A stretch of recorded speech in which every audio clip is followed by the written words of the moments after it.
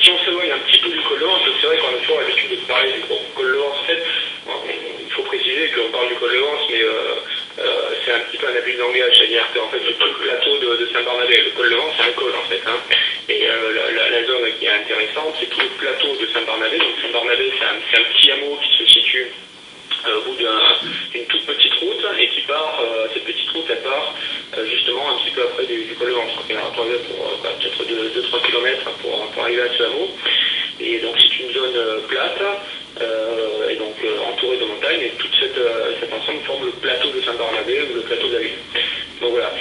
Tout ça pour dire qu'effectivement, pour en revenir un petit peu encore du troisième type, il y a un cas aussi extrêmement intéressant qu'on tient d'un ancien gendarme qui est maintenant garde champêtre, et qui ne concerne pas réellement le plateau de Saint-Barnabé, qui concerne une commune voisine qui est finalement très proche, à vol d'oiseau, qui s'appelle Grolières. Donc Grolières, c'est un petit village qui se situe sur la barre du Chiron. Le Chiron, c'est une grande barre rocheuse. Et en fait, c'est juste derrière le col de Vence. Donc à vol d'oiseau, je ne sais pas, mais Grolières, après, quoi, c'est à moins de 10 km. Ouais, nord-ouest, ouais. Ouais, c'est à vol d'oiseau. À propos, on avait parlé qu'il y avait par Google, on voit une certaine trace. Ah, ça, je sais pas si effectivement, mais près de Grolières, ça je vais en reparler. Ça, c'est une des enquêtes en cours, je pense. Donc effectivement, pour en revenir à Grolières et aux rencontres du troisième type, on a eu un sacré cas dont on avait entendu parler, qu'on a reconfirmé, on a eu encore la confirmation toujours par une personne qui est extrêmement fiable, qui est maintenant garde champêtre, mais qui était gendarme à Vence, et qui concerne une rencontre du troisième type qui a eu lieu en dessous de Grolières, en fait. Alors bon, le témoignage, effectivement, il est toujours à mettre entre des pincettes, mais bon, on va dire c'est comme un petit peu toutes les rencontres du troisième type. Et donc je sais pas si peut-être que j'en parle, Magic, des détails, on n'a pas le temps, je sais pas. Oui, pourquoi pas. Mais, donc c'est une personne retraitée, qui était elle-même retraitée de la fonction publique, je ne me rappelle plus trop dans quoi, et je crois que c'était un ancien aussi gendarme ou policier, enfin, c'était un petit peu je crois qu'il faisait le même métier d'ailleurs que la personne qui lui a rapporté ce témoignage. Donc il était retraité, et il allait promener son chien en dessous de Grolières dans la vallée. Donc en fait, la vallée, donc ça va, ça continue un petit peu, pratiquement jusque dans le Verdon, hein. Et de l'autre côté, en fait, de Grolières, vous avez le plateau de Calerne, de Cossol, etc. Ouais. Donc la personne faisait promener son chien dans des petits chemins de forestiers en dessous. Et au bout d'un moment, donc c'était en journée, je crois, je ne préfère pas dire de bêtises, il faut confirmer le cas, elle tombait à nez, donc cette personne âgée, avec un bonhomme, un petit être qui faisait, si je me souviens bien, 1m10 dans ces eaux-là, enfin je ne me rappelle plus la description précise, qui avait, alors il n'a pas bien su dire s'il y avait une combinaison ou si c'était sa peau, mais ça avait l'air un petit peu une texture un peu unie, de couleur verdâtre, grise. Donc voilà, une description un petit peu classique comme on a l'habitude de voir depuis longtemps, c'est-à-dire des gros yeux en amande. Et donc il s'est retrouvé vraiment face à ce bonhomme, avec une grosse tête, petit, qui était seul. Et l'autre était avec son chien, et ils se sont regardés, ils sont restés face à face un bon moment, et il n'y en a pas un des deux qui a bougé. C'est-à-dire que le type, il était tellement surpris, je ne sais pas si c'est de la peur ou de l'incompréhension, mais disons que les deux personnages sont restés face à face, sans un mot, sans un geste, ni rien du tout.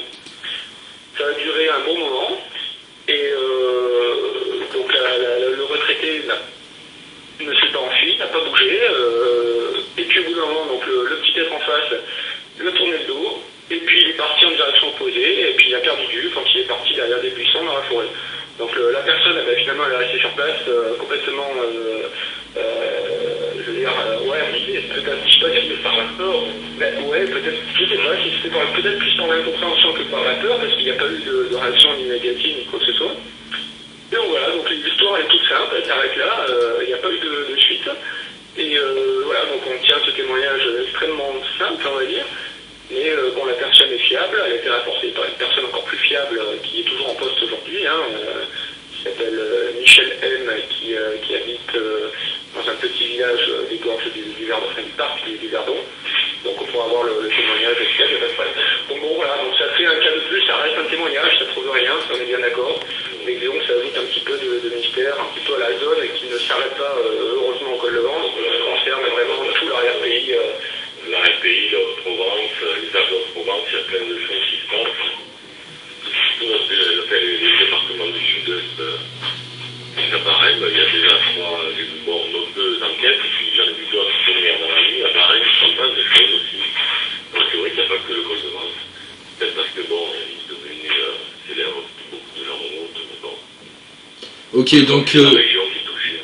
Donc sinon, pour en venir donc au plateau Saint-Barnabé, avez-vous eu des observations, bon là on a parlé des humanoïdes, des RR3, mais des observations, je parle, il y a quand même des mystères là-bas, genre les chutes de pierre, et aussi un vaisseau avec une chute de pierre, il me semble, vous m'en aviez parlé une fois. Vous pouvez la décrire, cette observation, ou pas? Ça c'est des observations relativement récentes, c'est ça? Oui, il me semble. Daté de 2 ans. Un an et demi, c'est là, peut-être même pas. Je ne sais pas si je parle de celle-là, mais effectivement, c'est une des observations qui peut être en lien, c'est l'observation qu'on a faite avec Serge, Henri, etc. Jocelyn et moi-même. Et ouais, je ne sais pas si c'est de celle-là dont tu veux parler, mais c'est que l'observation des espèces de structures avec les deux gros points, c'est ça? Non, c'est vous avez entendu une chute de pierre, et quand vous avez levé la tête au ciel, il y avait une espèce d'engin mystérieux. Ah, en fait, il y en a plusieurs, mais peut-être que c'est celle où on était tous ensemble, le Mirko, là, oui, il y a peut-être Où on était donc au Pouilly, là où il y a ce fameux bruit, et où à un moment donné, j'avais vaguement demandé aux collègues qui voulaient donc se défoncer. Et puis à ce moment-là, effectivement, il y avait donc une pierre qui était tombée. Et on s'était tous regardés en se demandant ce que ça pouvait dire. Et finalement, donc, on a décidé de changer d'endroit. Donc on est tous montés en voiture et on s'est rendu un petit peu plus loin. Et je pense que c'est peut-être de ce que tu veux parler, c'est quand on est sorti donc des voitures, quelques secondes après, dans le ciel, donc une grosse lumière blanche est apparue. Et ça a duré combien, Olivier? À peu près 2-3 secondes, et puis c'est vrai, rien ne se déteint. Et juste le moment où la lumière s'est éteinte, une chute de pierre, mais une grosse chute de pierre quand même. Comme pour dire, ben voilà, il y a... Ça a explosé, quoi. Des éclats dans les pieds. Effectivement, il y a eu cette lumière qui a commencé à se déplacer en s'éteignant. Tout à fait. Et on s'est posé la question, mais qu'est-ce que c'est ce machin? Il y a eu cette espèce d'explosion, on va dire. Tous étaient surpris, c'est tapé sur le marché, il ne fallait pas une chute de pierre juste au moment où le plus c'était ça. Ça c'est vrai que ça a été vraiment très très surprenant. Après, est-ce qu'il faut le prendre pour quelque chose de lié ou pas à ce qu'on a vu?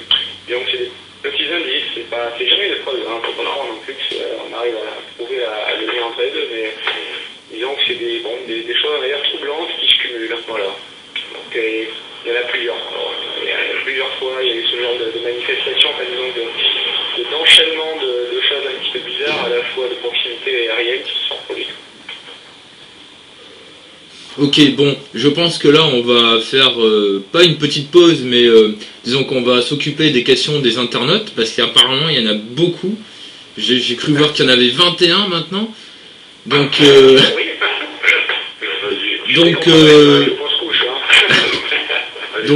donc je vais demander, Chris, tu peux dire les questions?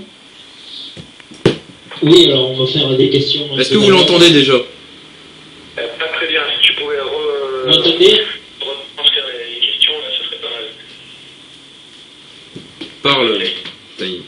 Parle, Chris. Oui, donc est-ce que vous m'entendez là? j'ai pas mon oreille. Bon alors, voilà, on va faire un peu les questions un peu dans l'ordre. Donc j'ai même une question, en fait 3 questions que je peux donner en une. Alors, depuis quand le col de Vence fait parler de lui? est-ce que les habitants vivant à proximité témoignent-ils souvent d'histoires liées aux ovnis? Et est-ce que les médias de la région s'intéressent-ils aux inconnus du col de Vence? Alors, en fait, il y a la transmission est super cool. Ouais, il y a une mauvaise qualité de son, donc on a un petit peu du mal à entendre. Est-ce que tu peux répéter ou faire répéter par G, peut-être hein Chris, tu peux répéter vite fait, mais une par une, ça irait mieux, quoi, parce que là... Alors, on va en voir. Alors, depuis quand le col de Vence fait parler de lui? Quand le col de Vence, ça fait parler de lui, c'est ça? Ouais, depuis quand le col de Vence fait parler de lui? On en a un petit peu parlé, c'est vrai qu'en fait il faut distinguer les phénomènes qui se sont passés au col de Vence et qui ont été retrouvés après dans la région de Vence, on va dire, et qui ont été retrouvés dans les archives, dans les journaux.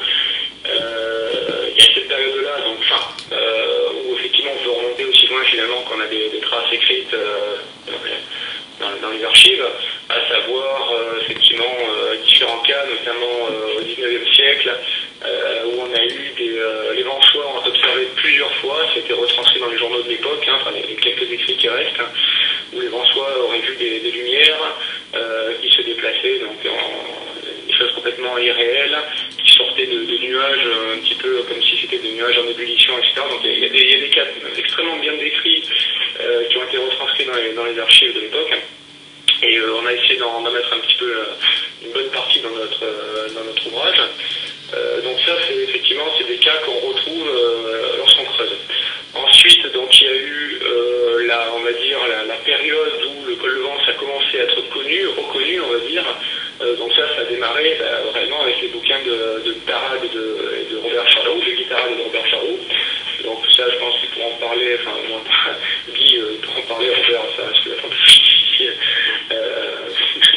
Mais bon, donc là, ça a été déjà évoqué un petit peu les mystères du col de Vence dans ses ouvrages. Donc Guy nous a plusieurs fois mis sur la piste déjà à l'époque. Et donc voilà, disons que ça, le col de Vence, ça veut dire que c'est resté un petit peu dans un cercle de personnes qui s'intéressaient déjà à l'ésotérisme, au mystère, etc. Ensuite, donc, il y a eu Éric Burcher et puis finalement tous les gens qui se sont intéressés à l'ufologie par le biais à l'époque de Lumière dans la nuit. Donc c'est tous les groupes qui ont été créés un petit peu autour de cette thématique, de faire des veillées pour créer un réseau, on va dire, d'ufologues. Donc ça, c'était Philippe, je sais pas, ça a commencé qu'en fin des années 70, voilà, les années début 70. Mais en fait, je pense, je trouve que ce qui a fait le plus de tort au col de Vence, c'est que tout d'un coup, il y a eu une hyper-médiatisation. Voilà, ouais, et voilà. Et ça a tiré trop de... Enfin, c'est devenu un peu le folklore. C'est un petit peu le problème d'aujourd'hui, c'est-à-dire... Il y a l'erreur qui a été faite. C'est vrai.